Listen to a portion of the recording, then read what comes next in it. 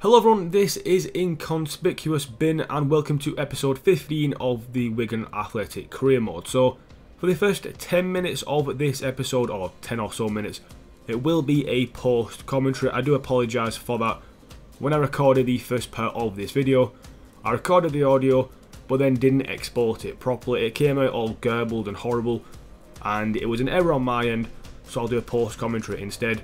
But after 10 or so minutes, it will go to live commentary, so I do apologise for that, but hopefully it won't be too bad. You saw the youth stuff then, but now on to the biggest bit of the episode in my eyes: sliders. We are changing the sliders to make it harder for ourselves, because let's face it, if Wigan could beat Marseille 7-1, something's wrong with FIFA. Yes, it was a one-off game and we played amazingly well, but at the same time it is just so unrealistic, so unfair. So here are the new sliders. I got the idea to change the sliders and the actual slider settings themselves from Kizzlekick7. I watched his videos. He's a Chelsea fan and he does a good career mode, so I figured, you know what, we'll copy those sliders and use them from now on. It'll make the opposition attack better and defend better, and the biggest thing, the keepers for them will hopefully be a lot better as well. But don't worry, these sliders can change as and when we need to, just in case it gets too easy, or if it gets too hard, we can always scale them back ever so slightly. So for the first few games, you'll see us play Bayer Leverkusen, then a couple of league games, one of them against Cardiff and the other against Scunthorpe. But you can see here against Bayer Leverkusen, we get off to a terrible start, just giving the ball away very cheaply. And then this is a finish and a half from Bayer Leverkusen on the edge of the box, around about the 30th minute in the game. Just takes his time, walks past our defenders really, and a lovely finesse shot into that top right corner, past Archer, nothing he can do. And in a big game against Bayer Leverkusen, we go 1-0 down to quite a spectacular goal. I mean, we concede some good goals in this career mode, we really do, but nothing we can do about that one, and it was a good finish from them. We came up the other end straight away, and a cracking block there from the defender stops us getting forward and getting potentially an equalising goal. But we kept going. Acosta won the ball, got the ball in the box, it fell to Chaplin and he hit it wide. Now I don't know what the fuck happened with Chaplin. For some reason when I changed the sliders for the opposition, he went worse. He couldn't hit a ball, he was terrible and missed a very good chance. And then Acosta got the ball on the left side after a chance to, I think it was from Massey, played it across goal, and it was a pretty easy finish compared to other ones for, I believe, Chaplin in the middle. Great play from Danny Acosta though, getting the assist, winning the ball in midfield as well was amazing, and Chaplin couldn't really miss. Well, he could, obviously we've seen it before, but you know what I'm saying though. But we kept it going in this first half. Powell then had a shot from range wide of the post yet again, but I included those highlights just to show you how dominant we were in this match. I mean, first 30 minutes, it was Bayer Leverkusen. After that, it was all us. We had a chance yet again, this time with Van Bergen. Went for the shot, it was just awful. That was all my fault. Got the ball back into Chaplin though, and the shot was saved and put out for a throw-in. Then we kept attacking, got a free kick on the halfway line. I believe it was for offside. Played it forward, and then a shot from range was blocked. And it fell to Chaplin, and yet again, he puts it wide. I don't know how, don't ask me. There's something wrong with him. Jack Byrne then makes a great tackle in the 90th minute to stop them going forward.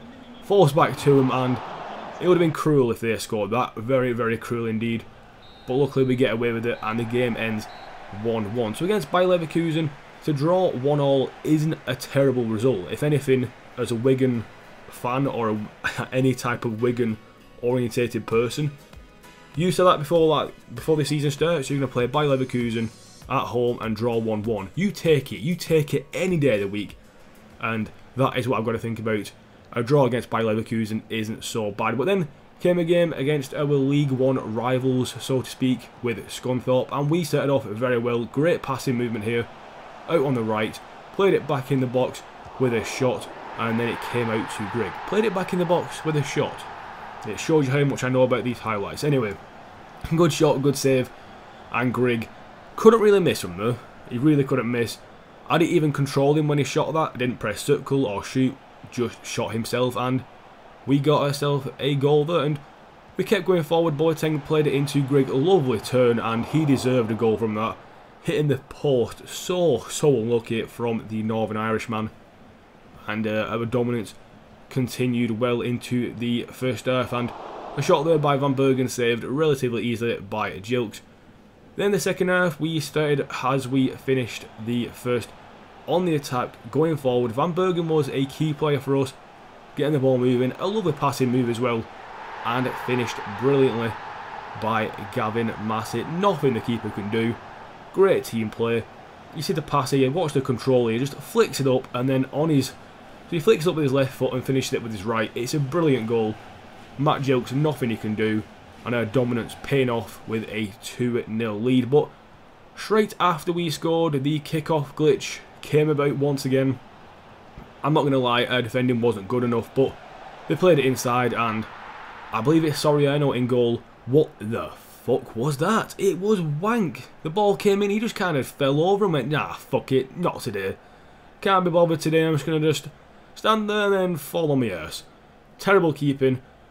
Okay finish, I suppose, from Scunthorpe after a good passing move, but undeservedly they were back in this game. We had a chance to then finish it off, but we just couldn't get past Jilks, proving why he was one of the best clean sheet keepers.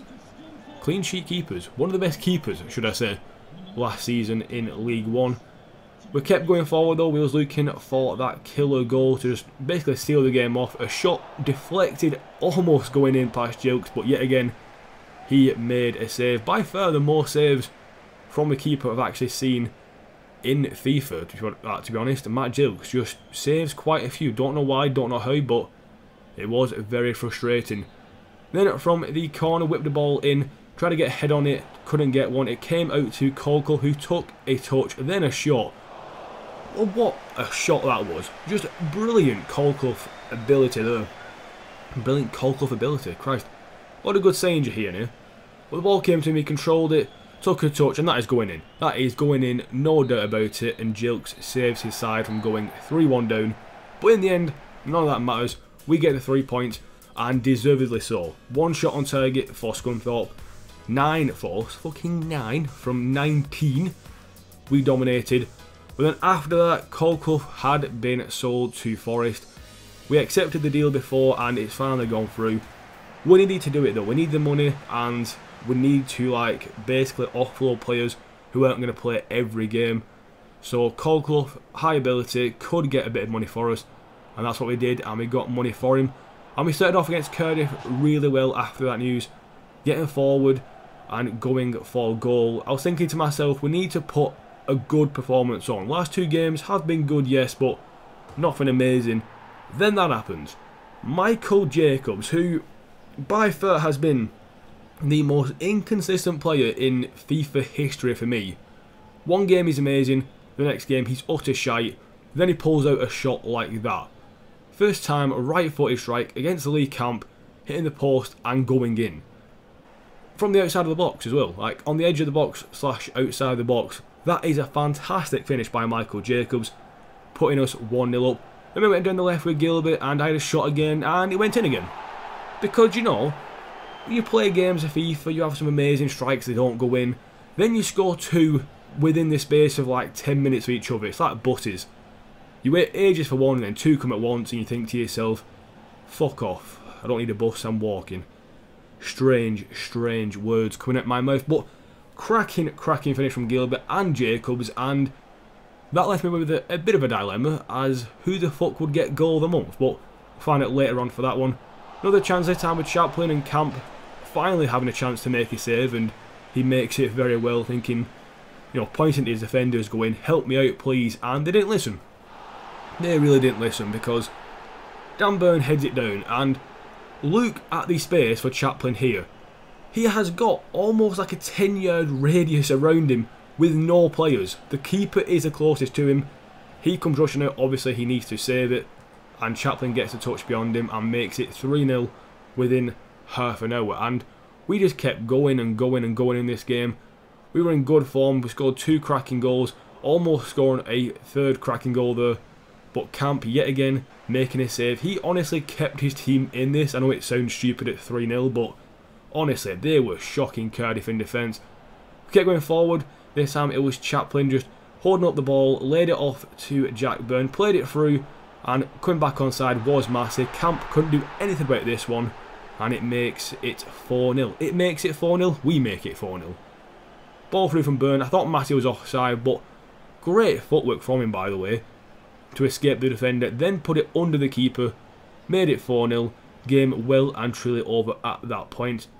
Now you can see there the final whistle is going to go, and now we're going to get into the live commentary part of the video, and I hope you enjoy the rest of it, and I'll see you again at the end to talk about goal of the month and player of the month and all that shit.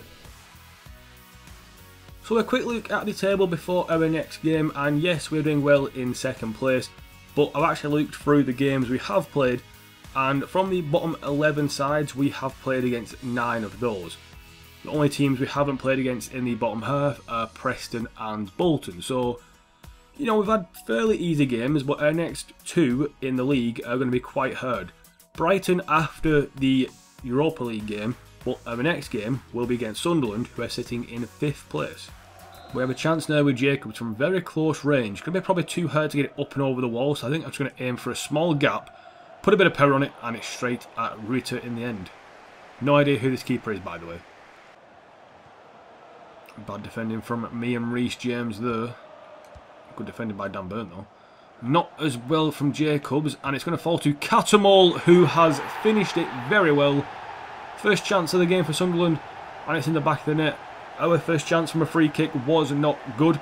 Their first chance came pretty much straight from that, and it's Catamol who's finished it off. Just poor defending by me, giving the ball away with Jacobs there. It fell to Catamol on the edge of the box, and it is a very powerful finish into the top right hand corner of the goal. Urchin no chance, and Sunderland are 1-0 up. Right, forward to Jacobs. Whip a ball in. Chaplin there. He's put it over the bar. Best chance of the game for us, and it's gone over the bar by Chaplin. See that again on the replay. Good ball in. He got too much on it, if anything.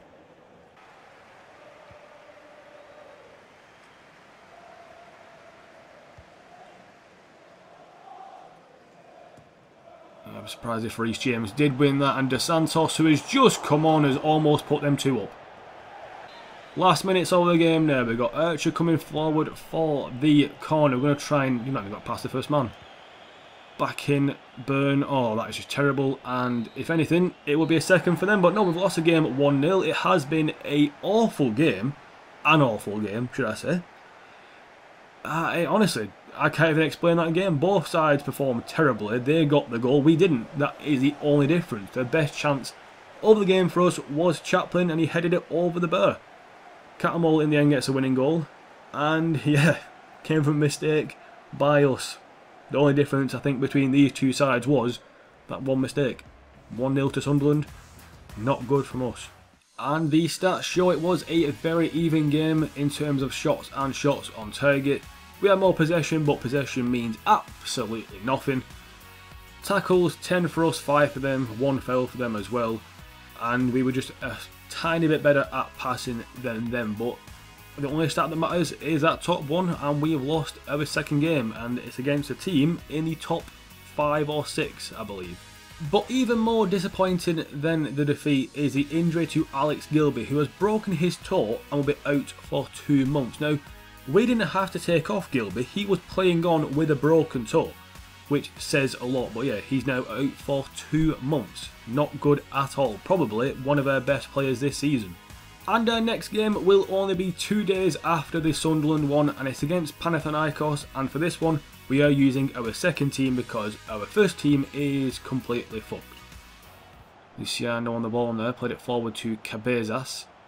And Luke Burke will tackle him, and there you go, not give a free kick for once. And we're going to counter-attack though with Boateng. He's a bit slow off the mark there, which is unusual for him. We try and find a ball through though, to Colclough from Grigg. That's a cracking ball. Play it across to Boateng, and it is 1-0, a counter-attacking goal, finished off by Emmanuel Boateng. Good counter-attacking move there, that's a great ball forward from Grigg. Found the way into Boateng afterwards, and he taps it in for a good finish. And the people fucking next door but one have started fucking cutting up trees again, I think it is. So I'm going to take a small break until they finish doing that again. But it is 1-0 and I apologise for the background noise. Frustratingly quick off the mark here, Panathinaikos. Costa through to Colclough. They do leave themselves open at the back with what they're doing though. It's a good ball in and Van Bergen gets Sir Grigg on the rebound. 2-0 now, 2 chances for us, 2 goals. A good goal from us yet again, attacking down this left flank. Ball in, good shot by Van Bergen. Falls back to Grigg and I believe they're trying to soar a tree again next door. Good finish from Grigg and it is now 2-0, looking pretty comfortable-ish. It's only 20 odd minutes gone, so they could still pull this game back. Costa intercepts though. Up to Colclough, then to Boateng. Now he should not get caught. Boateng is a speed demon. Proving it here, going to cut back again. This time to Tabler, and it is 3-0. 3 very similar goals. Every goal seems to be coming down this left side, and it's just cutting it back across goal. This time it's Tabler who's free. I think that was Van Bergen blocking off the keeper in some aspect there. The keeper only saw it late because of it. And we get ourselves 3 goals ahead. Now the game is looking a lot more comfortable, but still not won yet. Back to Boateng. He has pace. Once again, we're attacking down this left side. This time with Boateng yet again with pace, whipping it in. Good crawl, Van Bergen. You deserved a goal from that, mate. You really did. Expertly done, and almost another goal. Let's try to leave a leg on that one. White is not getting there. Good bit of play, and it's a good shot. Saved well by Soriano. First chance of the game, really, for them.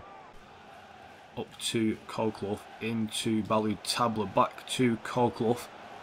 Running up the defence now. No one really closed him down. Hit it across goal, and it's gone in again. 4-0.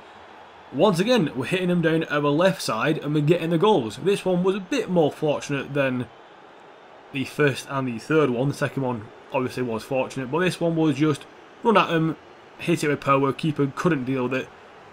And it's the 90th minute and it is 4-0. Very, very similar feel to the Cardiff game. First half all us, second half pretty much all them, and then we get one chance to score it. But it is a 4-0.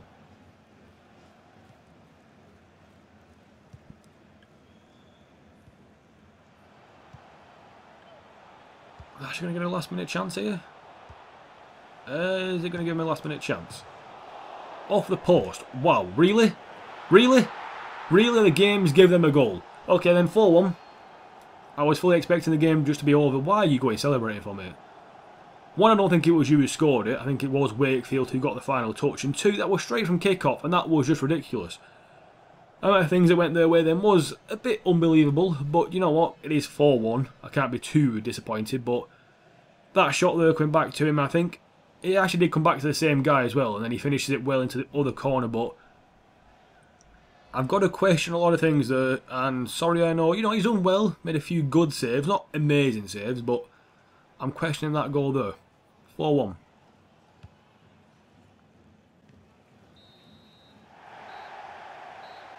And there you go, full-time whistle. It ends 4-1. 2 goals in the 90th minute. 1 for us, 1 for them. So cancelled each other out.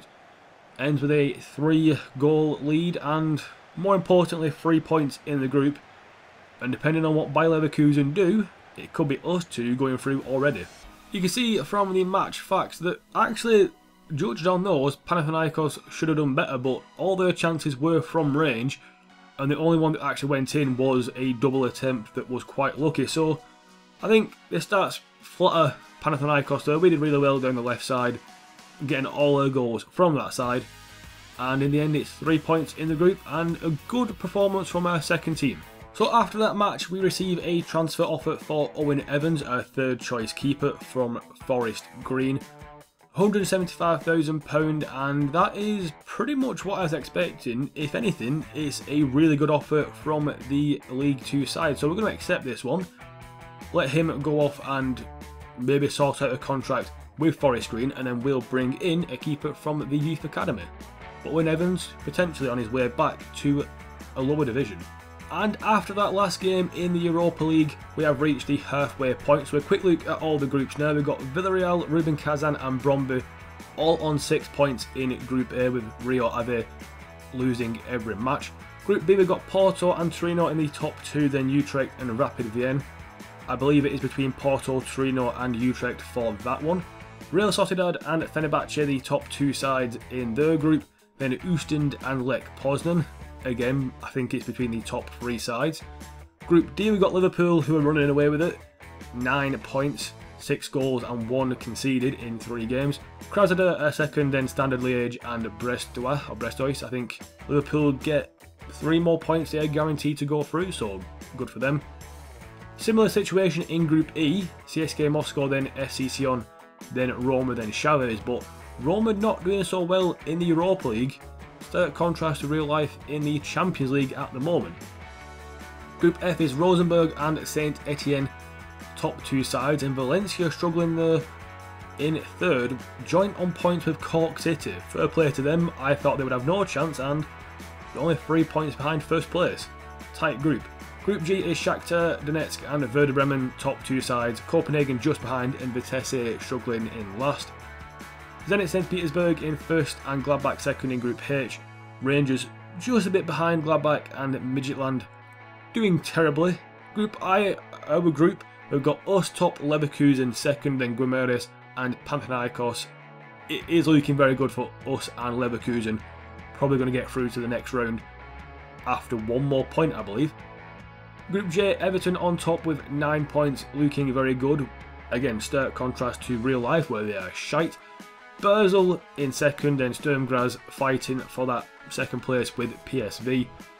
Inter in 1st in Group K, St Johnstone doing quite well in 2nd place, joint points with Malmo, and Braga doing terribly in last.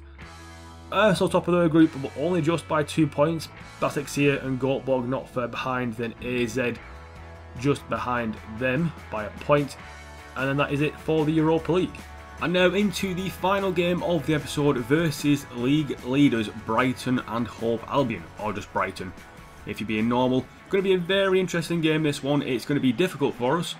I just see we are 4 points behind, 1 goal behind on goal difference, but Brighton haven't lost the game yet, so it's going to be a very difficult match.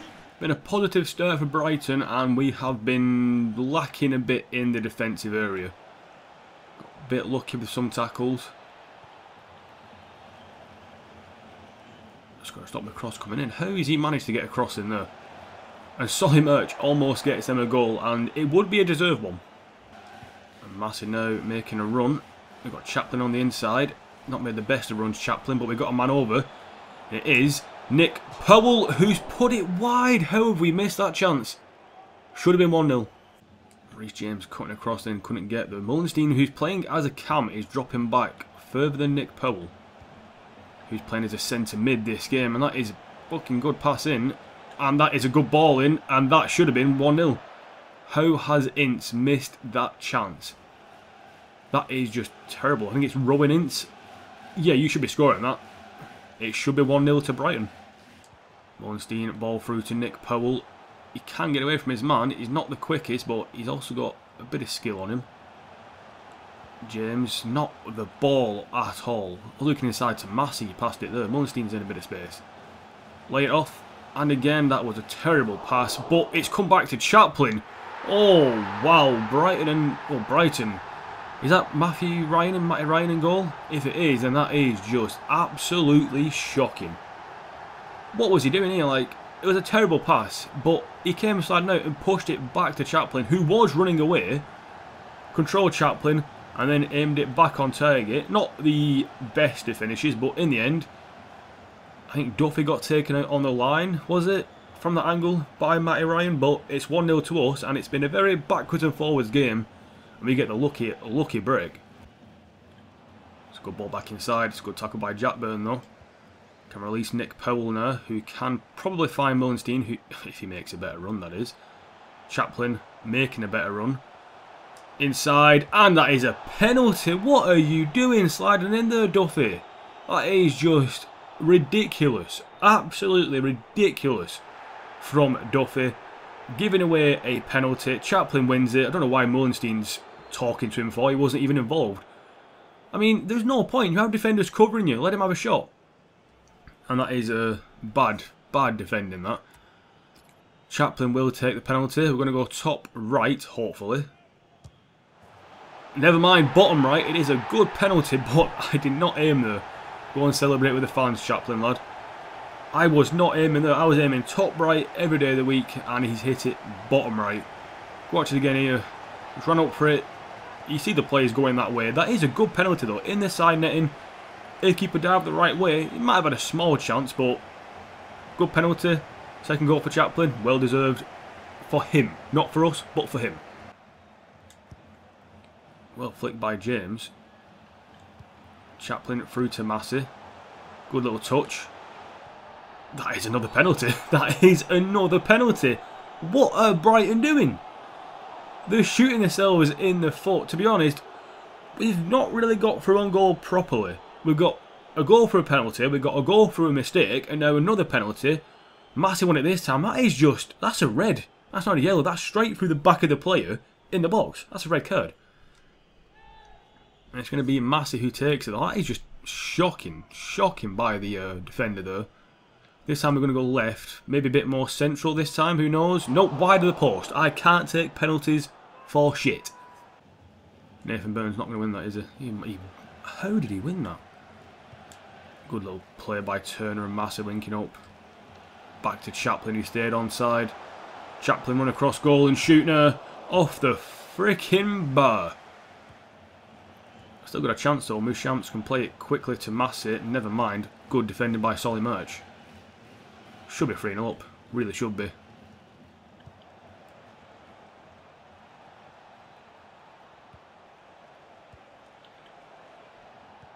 Took him out afterwards though. I like that. They're overloading us now though. And they get the goal. First shot really on target for Brighton in the second half. And they get it just after we hit the bar. Well, before Matty Ryan tipped it onto the bar. Good ball through. And it's a finesse shot from outside the box. So they score most of the goals, to be honest, with finesse shots. And I gotta say, Archer could have done better though. It is a good finish, but I think Archer get across a bit quick and move your feet instead of diving. And it's an interesting game in the last few minutes. Missed penalty, hit the bar, then they score. Very, very difficult finish coming up. Referee, can you blow the whistle, please? Thank you very much. It's been a long time, this extra time. James laying off to Massey, not going to get there. And there you go. 2-1 win in the end. It made it a bit of a nervy finish, but they scored one of the only real good chances in the second half. They maybe should have put 1 or 2 away in the first half. Who the fuck is that manager meant to be? That is not Chris Hughton, is it? That is not him. That is fucking terrible. But a 2-1 win against league leaders Brighton, inflicting their first defeat of the season. However, it was mainly self-inflicted by Brighton. They were shocking today. For as bad as we were up front, they were worse in defence and midfield. Up front going forward, they weren't too bad in the first half. Then in the second half, they had no midfield, no defence to help out the strikers. And in the end, it cost them a game. 2-1 win for us. Matty Ryan with a mistake and also a penalty. We also missed a penalty and hit the bar, so you know, we should have maybe got at least 3, I believe, from this game, given the chances we were. But in the end, it's 3 points and we beat the league leaders. That's all that matters. And yes, your eyes do not deceive you. Don't adjust your monitors, your phones, whatever you're watching this on. That is our budget. It is just ridiculous. Nick Powell and Dan Burn needed new contracts. They were coming to the end of the contract and could be bought on a free. I give them what they wanted. Well, I negotiated it down slightly. But they wanted double their wage and about a £200,000 signing bonus each. That is why we are down to this much money.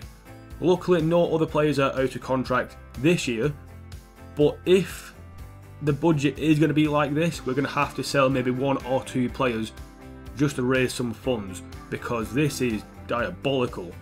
I do like the new transfer system and the contract system, but it needs to be polished ever so slightly. The agents don't come down on their demands at all. It is fucking ridiculous. So once that gets fixed, I'll be happy. But for now, we're in a bit of a financial crisis. But I am not going to take a financial takeover. That is the easy way out. And we're going to suffer through this moneyless time. And now for Player of the Month. And it's going to go to Danny Acosta. He came in for the injured Reece James and impressed. Very good at the back. A lot of challenges, a lot of good defending on that left side. and he deserves Player of the Month, and that's his first one I believe he's ever got, so well played to him. And now time for Goal of the Month, and it's going to be a bit different for this month because we're not going to give out one Goal of the Month, we're going to give out 2 Goals of the Month. The first one will go to Jacobs for this strike against Cardiff, and what a finish it was. Right-footed, first goal of the game, from the outside of the box. Just unbelievable how he got that much power and that much accuracy on a first time shot. It's honestly unbelievable. Beating Camp, who had no chance, making it 1-0. And the second goal of the month is for the next goal in that game, which was Gilby. Another amazing team move beforehand. Gilby takes a touch inside, right-footed strike this time. Maybe a bit further out from Jacobs, just judged on position, but it wasn't a first time strike, but still an amazing strike. And that is why we're giving out 2 goals of the month. I hope you enjoyed this episode. I'll see you again next time for more very soon. And yeah, goodbye and fuck off. Yeah.